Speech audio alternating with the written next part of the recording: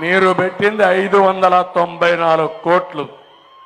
నేను అడుగుతున్నా, ఈ ప్రాంతం బాగుపడాలంటే నీటి ఆధారం అవసరం, సాగునీరు ఇవ్వాలి.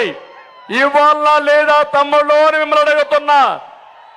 ఇవ్వాలనా లేదా ఆడబిడ్డలు మీరు చెప్పమని అడుగుతున్నా.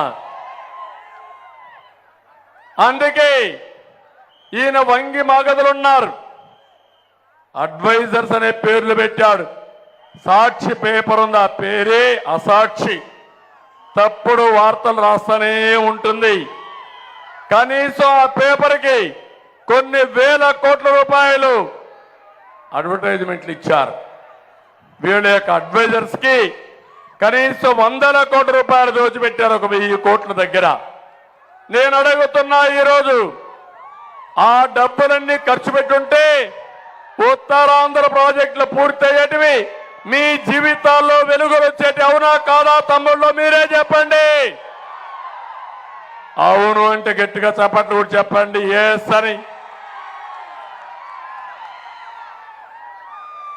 ఈ ముఖ్యమంత్రి అంతా రివర్సే.